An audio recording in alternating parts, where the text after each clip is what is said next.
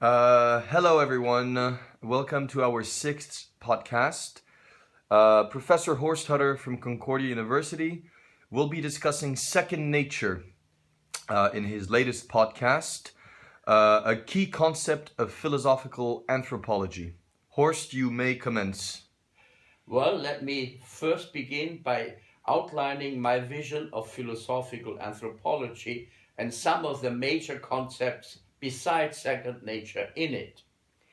The basic understanding that I propose for philosophical anthropology is that human beings are not finished where they have to go. They have to evolve towards a higher state of being. And every human being has a primary nature which is transmitted genetically and inherited genetically, and a second nature which is culturally transmitted and culturally inherited. This does not mean that every human being has the same second nature, because there are different cultures. Every culture has a religious tradition and a philosophical tradition which proposes how human beings should create themselves towards a higher state of being. I will now say something. My vision is inspired by ancient Greek philosophy, in particular by Plato, but what I have to say is also valid for the Epicureans, the Stoics, and the followers of Aristotle.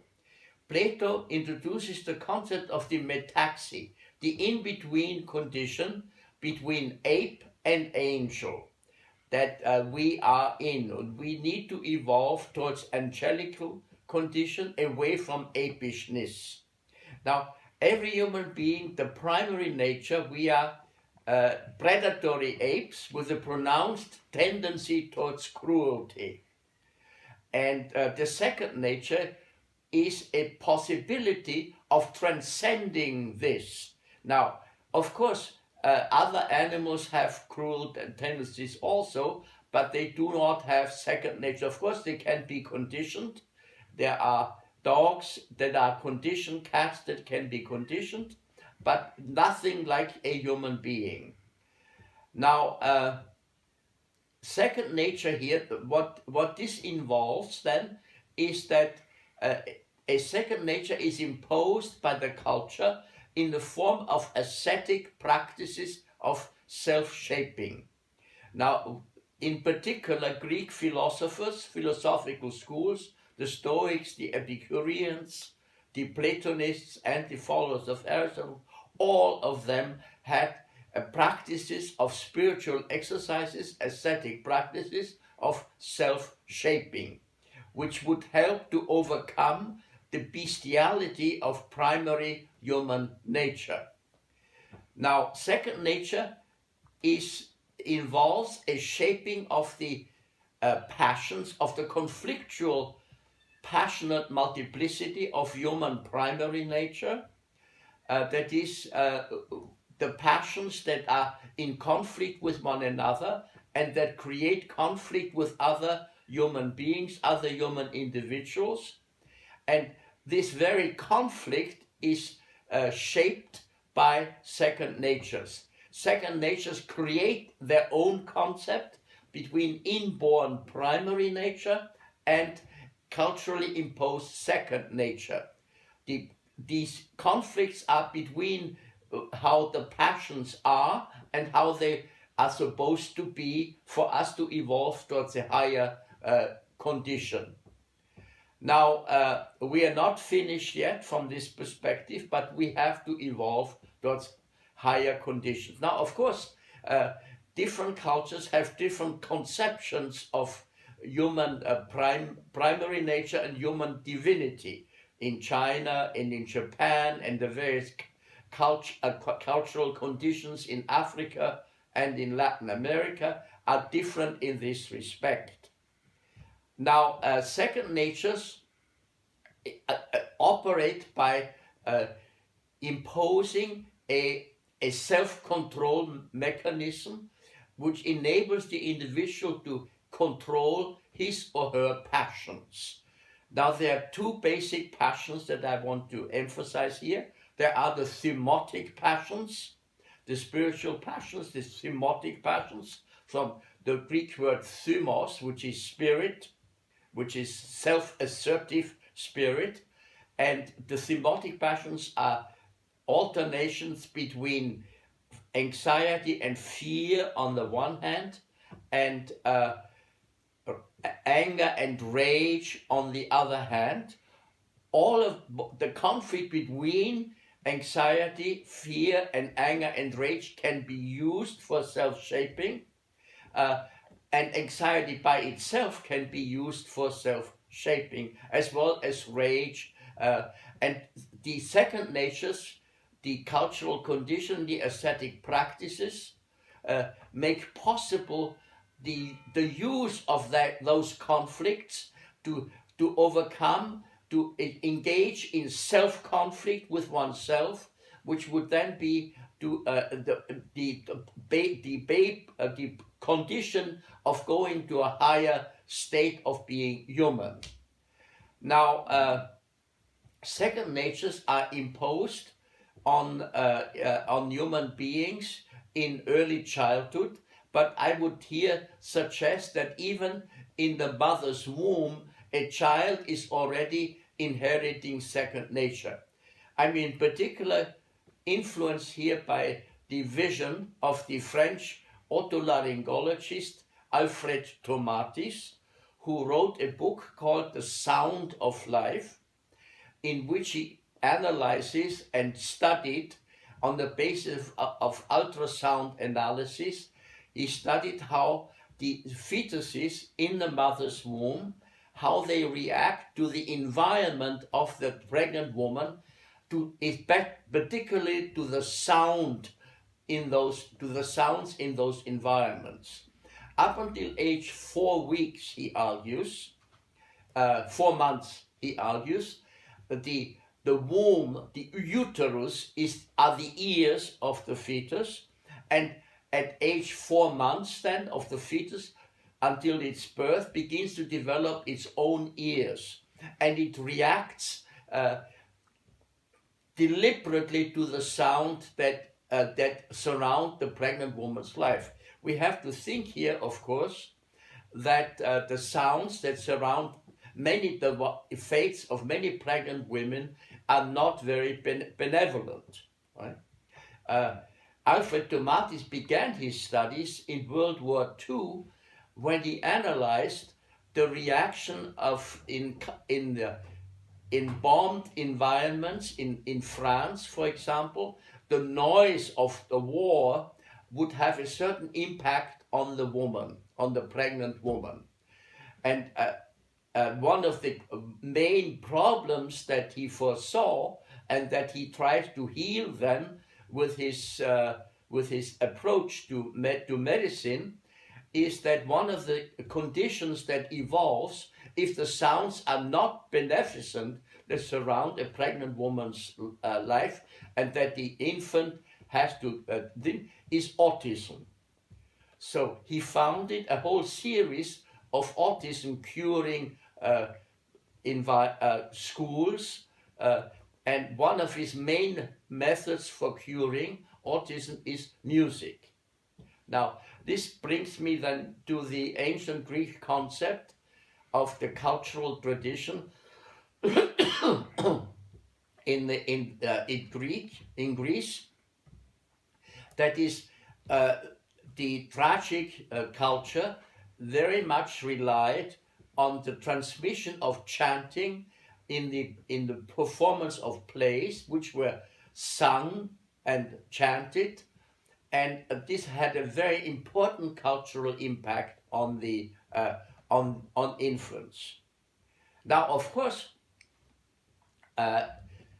the impact on the fetus in the mother's womb is only one of the ways of transmitting a second nature. It's only the beginning of it. The main form of transmission of second nature occurs in early childhood, when children are taught to control their erotic passions and their thymotic passions. Because both thymotic passions and erotic passions are the major sources of conflict and warfare among human beings. So the idea here is that second natures, by using spiritual exercises, ascetic practices, can control these passions. They don't abolish them. No ascetic discourse would argue that passions can be or should be abolished. Rather, passions can be used creatively. One can use one's anger creatively. One can use one's envy of others creatively. Instead of, for example, envying someone for his or her greater skills at anything whatsoever, I can use that envy. Many human beings use that envy because of their pronounced tendency to cruelty. Use it to put down the other, that is, to belittle him or her, to make him feel bad for being superior, so to speak. But this passion of envy can also be used to create oneself to become better. I can look at someone and say, oh my God, he is so much better than I am at doing this. Now, instead of belittling him and putting him down and making it difficult for him to be better, I can use my insight into how he is doing whatever he is doing better than I can use this to create myself and to improve myself. Let me just use as an example.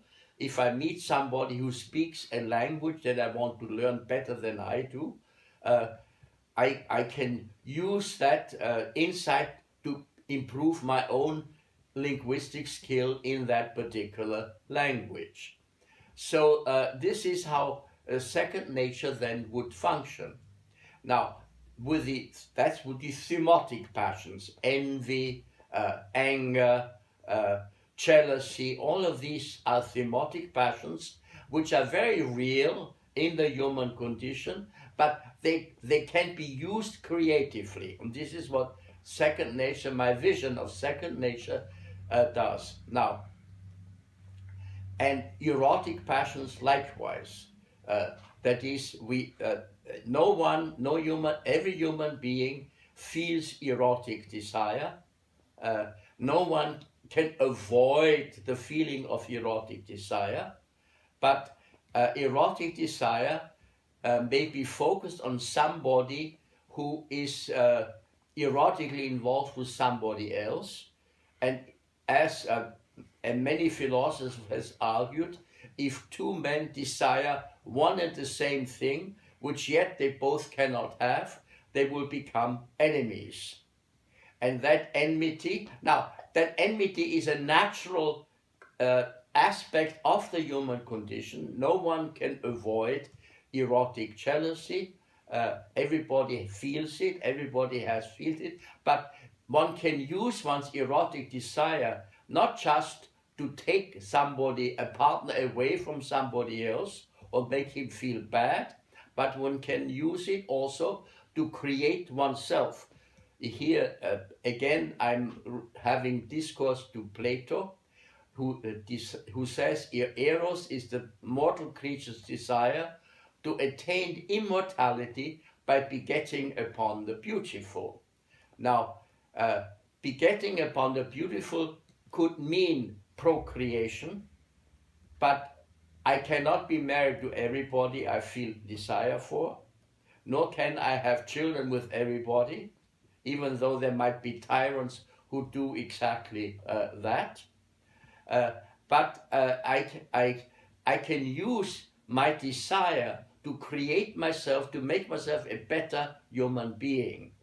This way, I will be able to transit what Plato calls the metaxy, the in-between condition between ape and angel that all human beings inhabit. No one very few human beings achieve higher spiritual status, such as Jesus did, the Buddha did, and other great religious founders. But no one has yet reached divinity completely, even though in the Christian tradition Jesus is considered the Son of God, that is, God himself, the incarnate God.